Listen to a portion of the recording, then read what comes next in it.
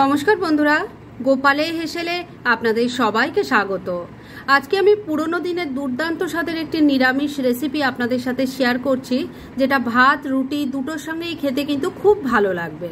তাই চলুন আর সময় নষ্ট না করে রান্নাটা করে ফেলি। আজকে দুর্দান্ত স্বাদের একটা নিরামিষ রান্না করব, সেজন্য একটা প্যানের মধ্যে বেশ খানিকটা জল নিয়ে গরম করে নিয়েছি।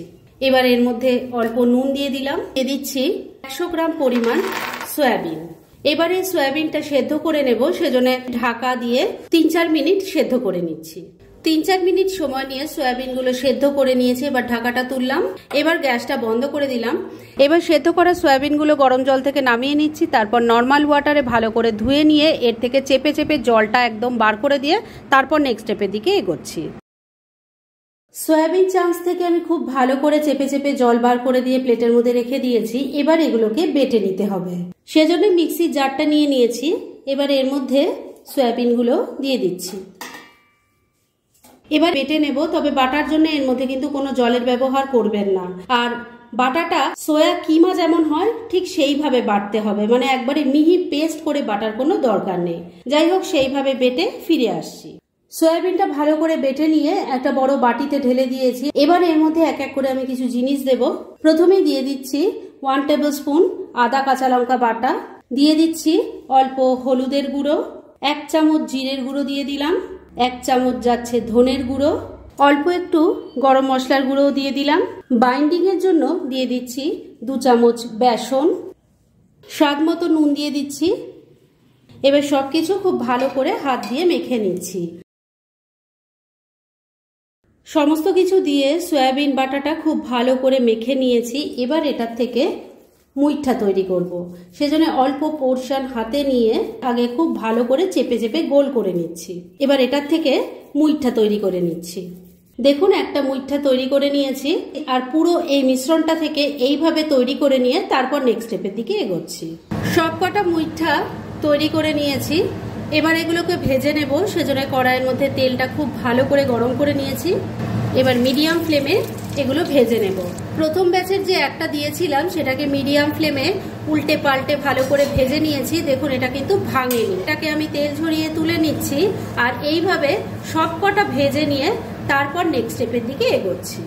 সমস্ত মুইঠাগুলো ভেজে তুলে নিয়েছি। এবার এই তেলের মধ্যে প্রথমে দিয়ে দিচ্ছি অল্প নুন, অল্প হলুদের গুঁড়ো দিয়ে দিলাম। এবার এর মধ্যে একটু আলুর টুকরো ভেজে নিচ্ছি। এবার এই আলুর টুকরোগুলোকে লাল লাল করে ভেজে তুলে নেব। আলুর টুকরোগুলো ভেজে তুলে নিয়েছি। এবার যে তেল আছে তার মধ্যেই বাকি রান্নাটা হবে। এর মধ্যে প্রথমে দিয়ে দিচ্ছি অল্প গোটা জিরে, দিয়ে দিচ্ছি একটা তেজপাতা, একটা শুকনো লঙ্কা, এর সাথেই যাচ্ছে গোটা গরম মশলা, তার মধ্যে আছে 2-3টে এলাচ, 2-3টে লবঙ্গ আর একটা দারচিনি। এর সাথে দিয়ে দিচ্ছি সামান্য একটু হিং। এবার ফোড়নটাকে কয়েক সেকেন্ড একটু ভাজা ভাজা করে নিচ্ছি। ফোড়নটা ভাজা ভাজা হয়ে গেছে। এবার ফ্লেমটাকে একদম কমে করে দিয়েছি। এই ফ্লেমেই এই তেলের মধ্যে দিয়ে দিচ্ছি অল্প হলুদের গুঁড়ো আর দিয়ে দিচ্ছি কাশ্মীরি মির্চ পাউডার, এতে কালারটা খুব ভালো আসবে। এবার দিয়ে দিচ্ছি টমেটোর টুকরো, দিয়ে দিচ্ছি আদা কাঁচা লঙ্কা বাটা 2 চামচ, এটাকেও মিশিয়ে নিচ্ছি। মিনিট 2 সময় নিয়ে মশলাটাকে একটু কষিয়ে নিয়েছি। এবার এর মধ্যে অল্প জল দিয়ে দিচ্ছি, কেননা এখন আমি গুঁড়ো মশলাগুলো দেব। হলুদের গুঁড়ো, কাশ্মীরি মির্চ পাউডার আগেই দিয়েছি। এখন এখানে দিয়ে দিচ্ছি অল্প জিরের গুঁড়ো আর ছোট চামচের 1 চামচ ধনের গুঁড়ো দিয়ে দিলাম। স্বাদ মতো নুন দিয়ে দিচ্ছি, তবে নুনটা দেওয়ার আগে খেয়াল রাখবেন, আগেও কিন্তু নুনের ব্যবহার করা হয়েছে। অল্প একটু চিনি দিয়ে দিলাম। এবার সবকিছু মিশিয়ে নিয়ে মশলাটাকে খুব ভালো করে কষিয়ে নেব। বন্ধুরা, আপনারা আমার রেসিপি দেখার সাথে সাথে আমার ফেসবুক পেজ গোপালের হেসেল, তাতেও ভিজিট করতে পারেন। ডেসক্রিপশন বক্সে লিংক দেওয়া আছে। 2-3 মিনিট সময় নিয়ে মশলাটাকে খুব ভালো করে কষিয়ে নিয়েছি। এবার ভেজে রাখা আলুর টুকরোগুলো দিয়ে দিলাম।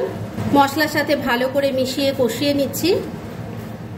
মিনিট 2 সময় নিয়ে ভাজা আলুর টুকরোগুলোকে মশলার সাথে মিশিয়ে কষিয়ে নিলাম। এবার এর মধ্যে গ্রেভির জন্য জল দিয়ে দিচ্ছি। ভালো করে মিশিয়ে নিচ্ছি। ঝোলের সাথে সবকিছু খুব ভালো করে মিশিয়ে নিয়েছি। এবার ফ্লেমটাকে লো আর মিডিয়ামের মাঝামাঝি রেখে ঢাকা দিয়ে 3-4 মিনিট রান্না করে নিচ্ছি। মিনিট 3 রান্নাটা করে নিয়েছি। এবার ঢাকা তুলছি। আমি কিন্তু মাঝে একবার ঢাকা তুলে একটু নাড়াচাড়া করে দিয়েছিলাম আর নুন মিষ্টিটা চেক করে নিয়েছিলাম। এবার এই ঝোলের মধ্যে মুইঠাগুলো দিয়ে দিচ্ছি। মুইঠা দিয়ে কিন্তু খুব বেশি সময় রান্না করা যাবে না, কেননা এগুলো তো খুব নরম, ঝোলের মধ্যে গিয়ে আরো নরম হয়ে যায়। বেশিক্ষণ রান্না করলে এগুলো নরম হয়ে ভেঙে যাবে আর ঝোলটাও পুরো টেনে নেবে। এর সাথে দিয়ে দিচ্ছি অল্প গরম মশলার গুঁড়ো আর দিয়ে দিচ্ছি অল্প ঘি, মিশিয়ে নিচ্ছি। ঝোলের সাথে সবকিছু খুব ভালো করে মিশিয়ে নিয়েছি। এবার ফ্লেমটাকে মিডিয়ামে রেখে ঢাকা দিয়ে মিনিট 2 রান্না করে নিচ্ছি। মিনিট 2 রান্নাটা করে নিয়েছি, এবার ঢাকা তুললাম। দেখুন সমস্ত মুইঠাগুলো কিন্তু সুন্দর গোটা গোটা আছে, কোনোটা ভেঙে যায়নি। আর খেতে যে কি অপূর্ব হয় সেটা একবার ট্রাই না করলে বুঝতেই পারবেন না। প্রতিদিন একঘেয়ে সবজি না খেয়ে মাঝে মাঝে কিন্তু এরকমও ট্রাই করতে পারেন, ছোট থেকে বড় সববার খেতে ভালো লাগবে। যাই হোক, রান্না কিন্তু এবার একদম রেডি। গ্যাসটা বন্ধ করে দিলাম। এবার এটাকে কিন্তু আর ঢেকে রাখা যাবে না, কেননা তাহলে স্টিমে মুইঠাগুলো একদম নরম হয়ে ভেঙে যাবে। তাই ডাইরেক্ট সার্ভ করে আপনাদের দেখাচ্ছি। ফ্রেন্ডস, আমার আজকের এই দুর্দান্ত স্বাদের সোয়া মুইঠার রেসিপি একদম রেডি হয়ে গেছে এবং আমি সার্ভ করে দিয়েছি। ভীষণ ইজি একটা রেসিপি, কিন্তু যেভাবে আমি তৈরি করলাম ঠিক সেইভাবে তৈরি করে খেয়ে দেখুন, অসাধারণ লাগবে। আর এটা ভাত রুটি দুটোর সাথেই কিন্তু সার্ভ করা যায়। তাই দেরি না করে পারলে এটা আজই একবার ট্রাই করে ফেলুন, আর তারপর কেমন লাগলো সেটা প্লিজ কমেন্ট করে জানাবেন। এরকম ধরনের অনেক ভালো ভালো নিরামিষ রান্নার রেসিপি আপনারা গোপালের হেসেল সার্চ করলেই পেয়ে যাবেন, যার মধ্যে থেকে কিছু কিছু আমি সাজেস্টেড বক্সেও দিয়ে দেবো, সেখান থেকেও আপনারা দেখে নিতে পারেন। তাই গোপালের হেসেল অবশ্যই ভিজিট করুন। আর আপনারা কেমন ধরনের রেসিপি চাইছেন সেটাও কিন্তু আমাকে জানাতে পারেন। আমি চেষ্টা করব সেসব রেসিপিগুলো আপনাদের সাথে শেয়ার করার।